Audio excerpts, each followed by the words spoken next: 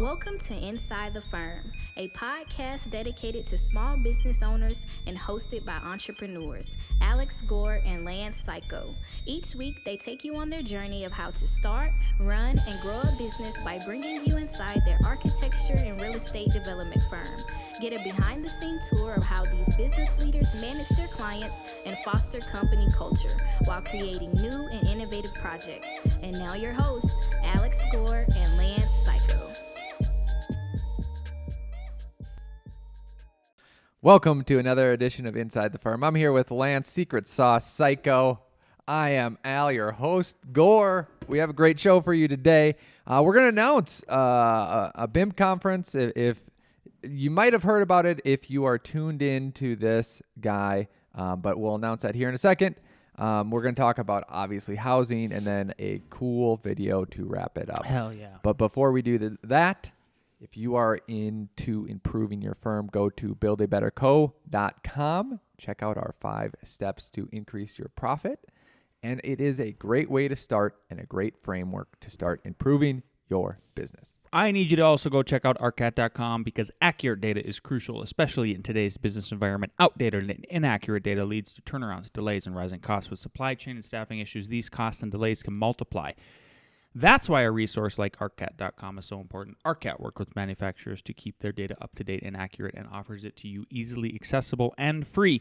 Use Arcat's powerful search engine to find what you need and download it right there on their site without needing to pay anything or even register. So try arcat.com today. That's arcat.com. Yours truly will be at Jeff the Revit Kids Niche BIM conference in 2024. Exciting. So it is in perfect. Lance has it. Hartford, Connecticut, September 9th, 2024. Yeah. Okay. So if you're a sole proprietor or a small firm architect designing custom single-family homes and want to harness the power of BIM, this is for you. So it is crafted specifically for small architecture firms who sole practitioners who I can't even talk today, specialize in custom residential.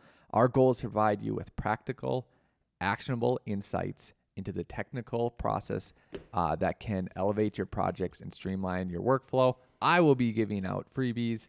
Maybe some other people will too. Cool. To just give you a little bit of preview of some of the topics. So it was funny. I was talking to another architect from my group who went to the AIA convention, and he said, standard. Basically an excuse for a vacation. The conventions are good. Yeah, the conventions are good. Yep, an excuse to see the architecture of the city. Yeah. It's always cool to see some of the products, but... Where were they at this year? DC? DC. Yeah. But most of the products, they're highlighting like their highest end, most innovating stuff. And that doesn't always get into projects right away. And then second, he's like, it's mainly for big firms. So if you are a small firm, this is for you. So one of the topics will be understanding the Revit coordinate systems. Another one will be Twin Motion Masterclass, which is awesome. Mine will be Design, BIM, Build, how BIM is integral to the architect as builder business model, which will be awesome. And then also, look, Al Gore. Hey, there we go. Look at this guy. Wow, he's famous. Famous. This guy's famous over here. The challenge, crafting custom content. Holy cow, you're with Lake Flato? Look at you. Yeah, residential design. And that's what I was going to say. Lake Flato houses, embracing the BIM with Dan Stein from Lake Al Flato. Influencer Gore. Wow. Al Influencer Gore. That's what I call that guy. Look at this beard. Jeez, he's handsome. What a put him. Yeah. Very cool, Al. Congratulations. Yeah, check him out. I love it. The website, niche, Niche BIM.com. Go check it out. Take a look, see if it's for you. Yeah, check it out.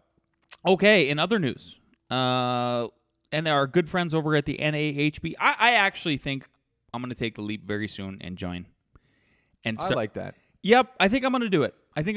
That we have gleaned off of their amazing articles, publications, and just gushed over them for a couple years now.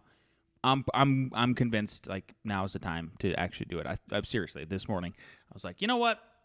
I think I'm going to join. I think I'm going to get involved, and then that way I can't be. Then my criticism against the AIA will be even better. Just because I think I'm putting my money where my mouth is. That NAHB is crushing it in terms of housing. So, housing. They got an article here published just yesterday. Housing starts retreat in May. Single family and multifamily housing starts fell in May as high interest rates for construction and development loans and mortgage rates held back both housing supply and demand. Housing starts fell 5.5% in May to a seasonally adjusted annual rate of 1.28 million units, according to a report from the U.S. Department of Housing and Urban Development and the U.S. Census Bureau. The May reading of 1.28 million starts is the number of housing units builders would begin if development kept its pace for the next 12 months. Within this overall number, single-family homes decreased 5.2% to a 98,200, a seasonally adjusted annual rate. However, on a year-to-date basis, single-family starts are up 18.8%, albeit off weak early 2023 data. The multifamily sector, which includes apartment buildings and condos, declined 6.6% to an annualized 295,000 pace. So this is the lowest pace for apartment construction since April 2020. That sucks. Over later on down in the article here, they say, quote, "It's not just single-family market that is experiencing challenges. The 3-month moving average for multifamily starts is the lowest since the fall of 2013. Dang, that's pretty brutal. As the multifamily development deceleration continues," end quote, says NAHB chief economist Robert Dietz. Thoughts about this, Al? Yeah, like we talked about, it's a multi-pronged issue. And I think that lowering regulation is actually just the easiest and the first step. And it goes on two sides. One, the building codes. Two, the planning codes. And that might spur enough competition so that prices can come down. The other thing is then, like, that's just one of multiple issues. The other issue, again, is materials and then materials and labor. Yeah. I think, honestly... Do you feel like we're seeing relief on both of those, though, the last two, materials and labor? You're bidding on a new project. Feels hungrier. They feel hungrier. So, people are bidding. This one is up in Aspen, so it's not going to be cheap. I understand. It's still skewed. I'm circumstances. just saying, like, I was telling somebody last night over dinner that Al's, like, I know he's been giving him deadlines and stuff, but, like, the response, it seems subs seem a lot more responsive. That's what I'm trying to 100%. 100%. Also, with the inflow of at this moment illegal immigration, which a lot of them will get cards, and a first stepping stone is the construction industry. There might be a lot more labor. There might be a lot more labor coming in, which could help prices. We'll see. Yeah. And too, there's not a competition for materials. So we'll see. You just got to pivot again. Make sure you're pivoting correctly here. If you're seeing, look, last episode it was like, well, first multifamily that's come through our office in 6 months just came through. We haven't signed it yet, but it's just a tricky situation. Okay, last article here we've got. This is gonna be a short and sweet one, by the way, obviously, because Jason has a meeting down here. It looks like in 10 minutes. Yep. He said he could take it up there. Okay. Second article, again, from our good friends over there, NAHB. This came in hot off the press like 2 minutes before we started the show. Harvard report shows stakeholders must address housing affordability crisis together. High housing costs are affecting households across the board, from renters to first-time home buyers to current owners, according to the latest Harvard University Joint Center for Housing Studies. The State of the Nation's Housing 2024 report. The report highlights the significant jump in both rent and home prices, which are up 26% and 47% respectively since 2020. I'm going to repeat that because that's a crazy number. The report highlights a significant jump in both rent and home prices, which are up 26%, so that'd be for rent, and 47% for home prices since 2020. And primarily affected, but they go on to say, by the lack of inventory. So I heard too, it was food since 2020. prices have been up 30%. So when the inflation and everything comes back, and it's always like, oh, from last year to this year, it was, the high was 9%, but then it's 3%. Then, like everyone just thinks basically the high was 9% and that's what it was. But they're accumulating year over year. And if you look at what normal was, which everyone would probably say 2020, inflation from 2020 is probably at least 30%. Yeah, 100%. I mean, they literally said that. Unsurprisingly, the number of households that are cost burdened, i.e. spending more than 30% of their income on housing and utilities, is also growing.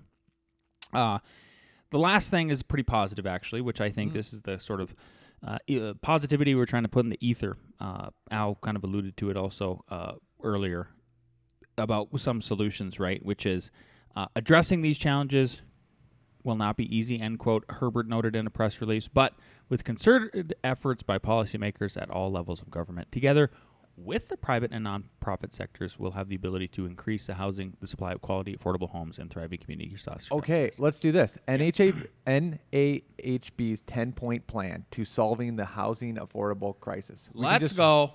Okay, I'll read the first one. You'll read the second one. Yeah. Number 1, eliminate excess regulations. Hey. Yep. Number 2, promote careers in the skilled trades. Yep. Colleges should transition from all the degrees that don't make money to all these trades. They won't, but they should. Number 3, fix buildings. You know what it really is? Sorry, I'm going to move before I get to number 3. It's society.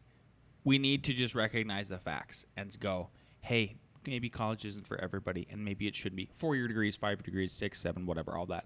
Like, it is respectable and honorable to go serve your fellow man and woman by getting a trade. You never forget the trade. That's the thing. I saw a meme the other day, and I'm like, oh, isn't that cool? Like, you never forget the trade. You just keep getting all these trades.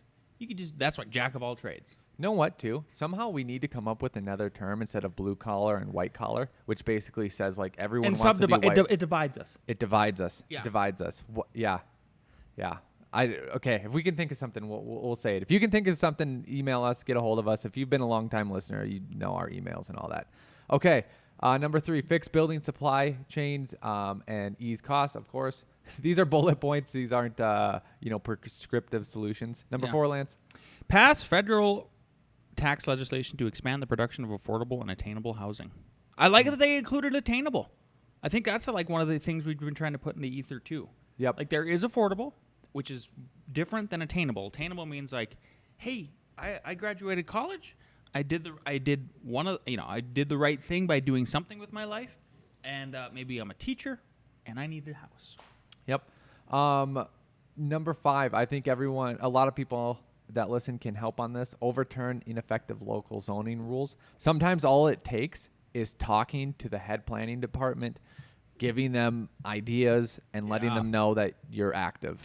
Yeah. Join NAHB maybe, like I'm going to. Okay. Number 6, alleviate permitting roadblocks. Yep. Al? Same thing as number 5. Yeah. Number 7. I'll read number 7. Adopt reasonable and cost-effective building codes. Absolutely. Like it. Number 8, reduce local impact fees and other upfront taxes associated with housing construction. Number 9, make it easier for developers to finance new housing. Number 10, update employment policies to promote flexibility and opportunity. Awesome. Beautiful. NAHB, you're killing it. Last thing we've got here is if you want to stop being broke and get busy, Al has a nice little clip that he pointed us to, and I'm going to get to it here in just a second. And so the reason that you have to do the unscalable stuff is that there's a swamp in business where you don't have enough money to pay somebody else, but you still have to do your day job and the next job. And so you just have to work overtime. And that means you work today's job and tomorrow's job so that you can get ahead. And so the thing is that every single business, hear me out, every single business incurs debt. So the question is, what type of debt do you want to incur? So a venture-backed company incurs financial debt so that they can have lots of talent up front, they can get really smart people and pay them where they should be paid at market rates. Now, if you don't have that money to pay all those good people, guess what kind of debt you incur? Management debt, because you don't have the right people because you can't afford to pay them. And when you have management debt, what does that mean? It means that you have to work the job of 2, 3, 4 people, and that's what makes it, quote, unscalable. But you have to go through that swamp in order to get to the other side. Management debt. So basically what it's saying is something that you've been harping on and I've been harping on is, hey, you want to grow, okay? You are currently doing your job at capacity. Now you want to grow. If you are growing by 25%, now you have to do 125% of your work until you get over maybe that 175%. Then you hire someone. Yes. Right? And all of a sudden, now maybe they take over that and some of your other stuff. You're at 75% so that you can look for the next thing and then do it all over again. Stretch yourself to 120%, Stretch. 150%. Yep. Hire someone. Yep. Boom. Yep. You're gonna see it's the analogy is, I just ordered a burger from Five Guys. It is giant, and I can't. The only thing I can do is bite and sink my teeth into it, but I know I can't eat it with one bite. So you're just clamping onto that burger and holding on kind of for dear life for a little bit until you can figure out how to delegate. Yep. The rest of it. That's it. And don't be afraid. I think that's it. We're That's ready to it. wrap up. If you like this episode, you're watching on YouTube, like, subscribe, leave us a positive comment. Jason Altman, you are the MVP of YouTube. Please keep it up. Anybody else listening on iTunes, leave us a 5-star review. We'll see you next week. Camera's working, by the way, Bill. Camera's working. Good job, Bill. Appreciate it, Bill.